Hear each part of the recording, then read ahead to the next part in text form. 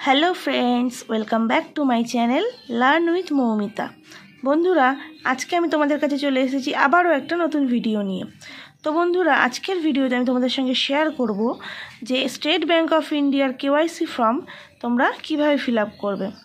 তো বন্ধুরা তোমরা ভিডিওটাকে কোথাও স্কিপ না করে প্রথম থেকে শেষ পর্যন্ত দেখতে থাকো, যাতে তোমাদের ফর্মটা ফিল আপ করতে কোথাও কোনো ভুল বা অসুবিধা না হয়।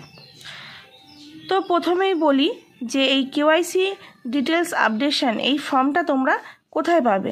তোমাদের যে ব্যাংক আছে, যে ব্রাঞ্চে তোমাদের অ্যাকাউন্টটা খুলেছো তোমরা ব্যাংক অ্যাকাউন্টটা, সেই ব্যাংকে গিয়ে কিন্তু কেওয়াইসি ফর্মটা চাইলে কিন্তু ব্যাংক থেকেই তোমরা এই ফর্মটা পেয়ে যাবে। তো ফর্মটাকে ফিল আপ করার জন্য দেখো প্রথমেই কি করতে হবে। প্রথমে এখানে দেখো একটা ফটো বলে একটা জায়গা আছে। তো এই জায়গাটা তোমাদের একটা পাসপোর্ট সাইজের ছবি লাগিয়ে দিতে হবে। তারপর এখানে হচ্ছে অ্যাকাউন্ট নম্বর। এই অ্যাকাউন্ট নম্বরের জায়গায় তোমাদের যে ব্যাংক অ্যাকাউন্টের যে নাম্বারটা আছে, সেই ব্যাংক অ্যাকাউন্টের নাম্বারটা কিন্তু এই অ্যাকাউন্টের জায়গায় লিখতে হবে। আর এখানে হচ্ছে প্যান নম্বরের জায়গায় কিন্তু তোমাদের যে প্যান কার্ডের নাম্বারটা আছে, সেই প্যান কার্ডের নাম্বারটা কিন্তু এইখানটাতে লিখে দিতে হবে। তারপর যে দেখো অকুপেশনের জায়গায় মানে পেশা, তোমরা যেই কাজ করো সেই কাজের নামটা কিন্তু এখানটাতে লিখে দেবে অকুপেশনের জায়গায়।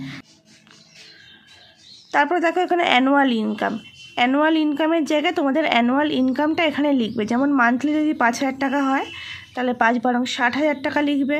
যদি মান্থলি 6,000 হয় তাহলে 6 বারং 72,000 টাকা লিখবে। এরকমভাবে তোমাদের অ্যানুয়াল ইনকামটা এখানটায় লিখে দেবে, ঠিক আছে। তারপর বলেছে KYC document submitted self certified, ঠিক আছে।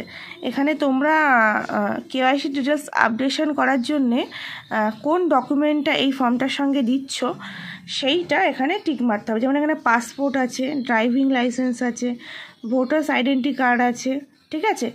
তো এখানে আছে প্রসেশন অফ প্রুফ অফ আধার। তোমরা এই আধারের ঘরে টিক মেরে দেবে, কারণ এই ফর্মটার সাথে আধার কার্ডের জেরক্স দিলেই হয়ে যাবে। তারপরে এখানে আছে দেখো সিগনেচার। এই সিগনেচারের জায়গায় এখানে কিন্তু যার কেওয়াইসিটা আপডেশন হচ্ছে, ঠিক আছে, সে এখানে সিগনেচার করবে। অথবা যদি সিগনেচার না করতে পারে তাহলে কিন্তু এখানে টিপসই দেবে, ঠিক আছে।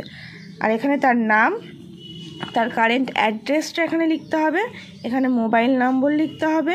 আর যদি এখানে ইমেল আইডি যদি তার থেকে থাকে তাহলে ইমেল অ্যাড্রেসটা দেবে।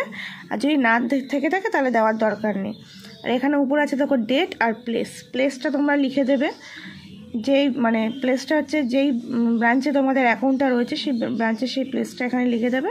আর ডেটটা যেদিনকার জমা দিচ্ছ সেই ডেটটা কিন্তু এখানে লিখে দিতে হবে, ব্যাস। আর নিচে এগুলো আছে ফর অফিস ইউজ অনলি। এখানে তোমাদের কোনো কাজ নেই, এটা হচ্ছে যেখানে যাদের কাছে জমা দেবে আর কি ফর্মটা ব্যাংকে, এটা হচ্ছে তাদের কাজ।